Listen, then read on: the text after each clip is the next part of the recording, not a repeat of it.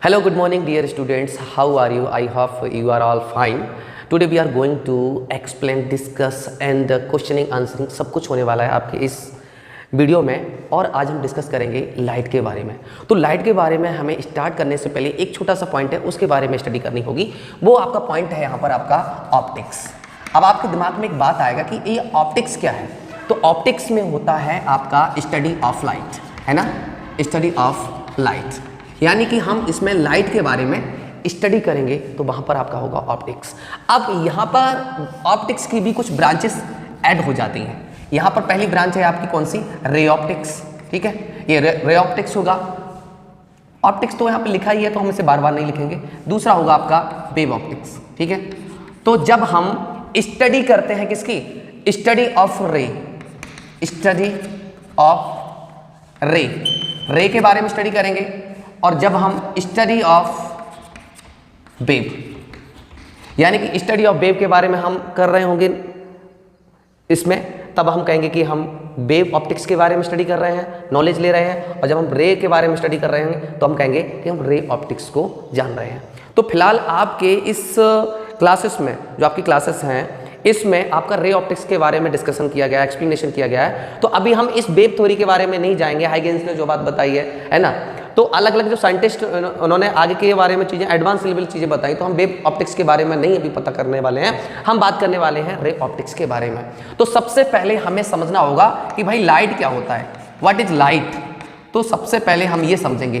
अब आप खुद सोचिएगा कि अगर लाइट ना हो तो आप देख पाएंगे कुछ चीज़ को, आप कहेंगे शायद नहीं। तो लाइट कुछ दिखाई देती है क्या, नहीं। तो इन सभी चीज़ों को, सवालों को पूरा खत्म करने के लिए सबसे पहले हम यही समझ लेते हैं कि लाइट है क्या। तो सबसे पहले हम यही समझेंगे, light is the form of energy, है ना, यानी कि ये क्या है, एक एनर्जी का फॉर्म है। Light is the form of energy which enables us to see, which enable us to see क्या, वेरियस ऑब्जेक्ट, यानी कि जितने भी हमें ऑब्जेक्ट हैं वो दिखाई देते हैं, वो इनेबल करती है जिससे हम चीज़ों को देख पाते हैं। अब हम चीज़ों को देख कब पाते हैं, वो चीज़ हमें समझनी पड़ेगी। तो सबसे पहले क्या होना चाहिए, आपके दिमाग में एक बात आएगी कि सर सबसे पहले तो आंखें होनी चाहिए, आंखें तो होनी चाहिए। उसके बाद क्या होना चाहिए, लाइट होना चाहिए, है ना। अब जब लाइट होगी तो लाइट जब क्या करती है, लाइट रे मीट करती हैं आपस में, इंटरसेक्शन करेंगी, है ना। लाइट का क्या होना चाहिए, आप कहेंगे सर इंटरसेक्शन होना चाहिए, इंटरसेक्शन होना चाहिए लाइट का। देखो, आपने कभी भी स्पेस की कुछ वीडियोस देखी होंगी तो आपने देखा होगा स्पेस में बहुत ज़्यादा डार्क, एकदम अंधेरा रहता है, ब्लैक, कुछ भी दिखाई नहीं देता।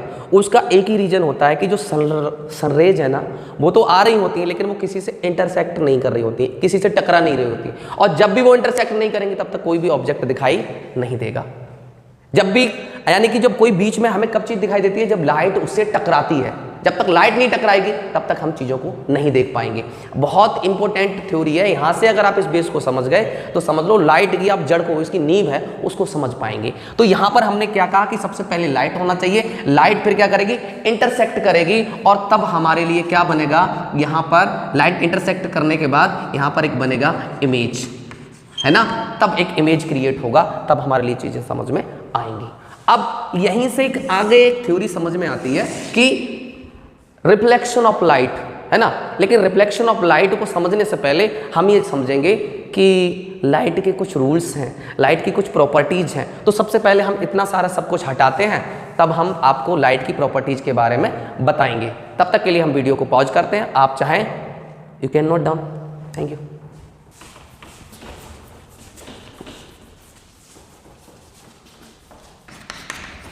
कैरेक्टरिस्टिक ऑफ लाइट,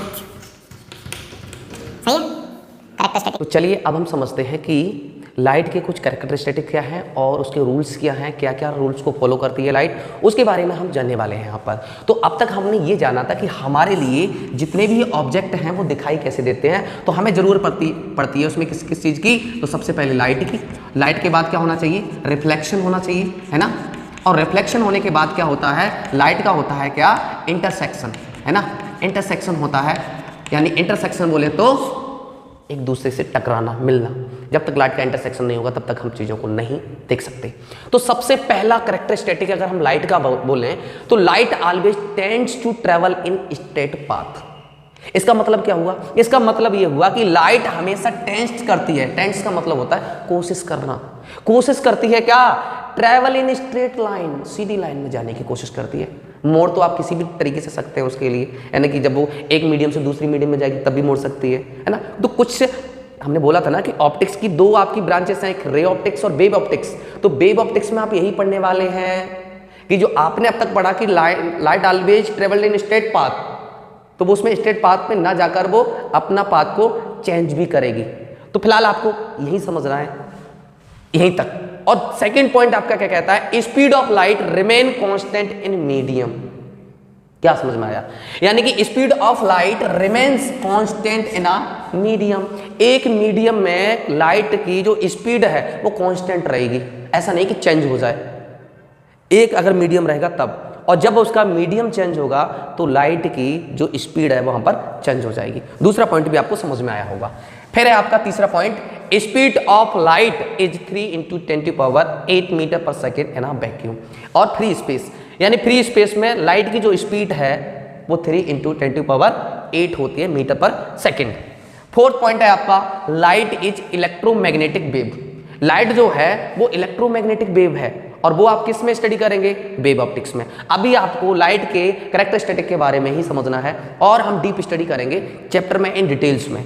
सेकंड है आपका फिफ्थ पॉइंट है, light can also travel in vacuum, यानी कि फ्री स्पेस वैक्यूम में लाइट ट्रेवल कर सकती है, और लाइट को किसी भी मीडियम की जरूरत नहीं होती। जैसे आपको एक जगह से दूसरी जगह पर जाने के लिए किसी भी, यानी कि 4 व्हीलर या किसी भी साधन की जरूरत होती है, वैसे लाइट को किसी भी साधन की जरूरत नहीं होती, किसी भी मीडियम की जरूरत नहीं होती, वो जा सकती है। नेक्स्ट है आपका, image forms at a meeting point, यानी कि इमेज कहां पर फॉर्म करेगा? ये बात हम पहले से बता चुके हैं कि लाइट रिफ्लेक्शन होगा और इंटरसेक्शन होगा तभी इमेज का फॉर्मेशन होगा। ये लाइट रेज जा रही हैं और इस प्रकार से यहां पर जो मीट कर रही हैं एक दूसरे को, वहां पर इमेज का फॉर्मेशन हो रहा है।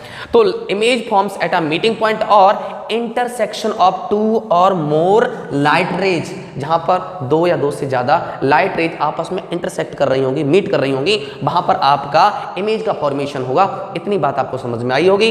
अब हम बढ़ते हैं आगे किसका? रिफ्लेक्शन ऑफ लाइट की तरफ। तो तब तक कि आप इसको पॉज करिए वीडियो को और नोट डाउन कर लीजिएगा।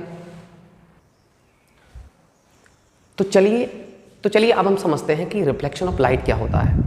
तो रिफ्लेक्शन ऑफ लाइट को समझना बहुत आसान है कि जब आप बचपन में थे, कोई शीशा वगैरह, दर्पण, मिरर जो होता है वो टूट जाता था, तो आप अक्सर धूप में बैठ के जो लाइट आती थी वो आपके शीशे पे पड़ रही होती थी, उस मिरर पे पड़ रही होती, और वहाँ से वो टकरा कर दूसरी एक साइड पे जा रही होती थी। यानी कि लाइट का क्या हो रहा था? बाउंसिंग बैक, बाउंसिंग इंसिडेंट, और फिर यहाँ से टकराई और फिर दूसरी डायरेक्शन में चली गई। तो यानी कि हम सिंपल सी लैंग्वेज में कह सकते हैं कि bouncing back of light after striking a surface, bouncing back of light after striking a surface. जब भी लाइट, मान लो कि यहां पर एक है क्या, ये है आपका मिरर, इस टाइप का ये मिरर है, ठीक, और यहां से लाइट जो है वो क्या है? इंसिडेंट हुई है। लाइट जो है वो कैसी है? इंसिडेंट हुई है, और यहां से क्या हुई? स्ट्राइक किया इसने इस मिरर पे, और उसके बाद सेम मीडियम में वापस चली गई यहाँ पे, ठीक है। तो यहां से क्या किया? ये कौन सी लाइट थी आपकी? आप कहोगे सर थी ये इंसिडेंट, ये इंसिडेंट लाइट। और इसके बाद में ये कैसी है? ये है आपकी रिफ्लेक्टेड, ये आपकी रिफ्लेक्टेड रे है, ठीक है। ये आपकी इंसिडेंट रे है और ये आपकी रिफ्लेक्टेड रे है। तो इंसिडेंट है रे, और यहां पर जैसे इसने स्ट्राइक किया और स्ट्राइक करके ये बाउंस बैक हो गई, यानी bouncing back of light after striking a surface is called reflection. अब यहां पर इस मीडियम को डिवाइड करता है, इमेजिनरी एक लाइन को हम ड्रॉ कर देते हैं यहां पर, यानी कि इतना जितना इसका ये पार्ट होगा उतना ही पार्ट होगा यहां पर। तो हम यहां पर कहेंगे ये एक एंगल बना रहा होता है बीच में, इस एंगल को हम बोलेंगे इंसिडेंट ऑफ एंगल, है ना। ये इंसिडेंट ऑफ लाइट का एंगल होगा, और ये जो एंगल यहां पर इतना बन रहा होगा वो कितने का होगा? ये रिफ्लेक्टेड लाइट का एंगल होगा।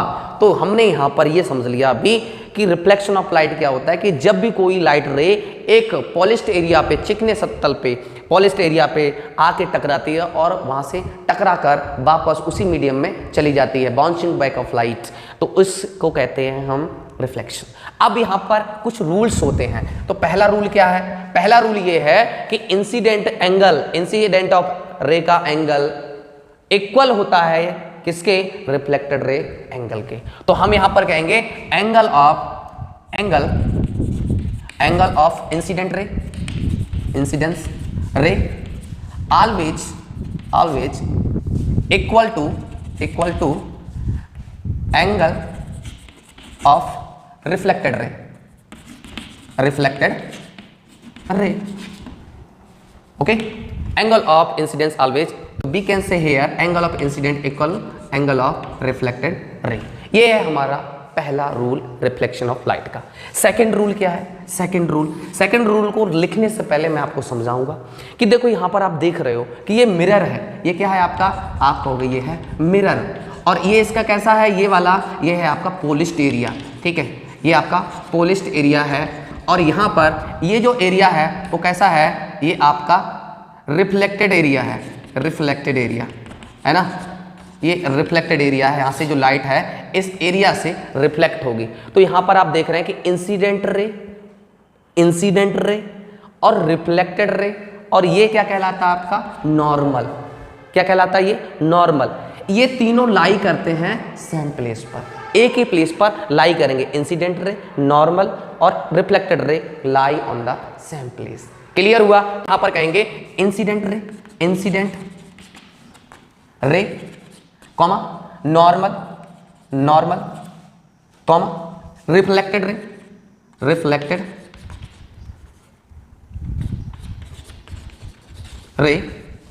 लाई on the same plane. Okay, इतनी सी बात हमने ये समझ ली कि lie on the same place, यानी कि एक ही जगह पर लाई कर रहे होंगे। तो मुझे उम्मीद है कि आपको रिफ्लेक्शन ऑफ लाइट के बारे में, लाइट के कैरेक्टरिस्टिक के बारे में अच्छे से ये जानकारी मिल गई होगी। तो चलिए हम मिलते हैं आपको अगली वीडियो में। तब तक के लिए जय हिंद, वंदे मातरम।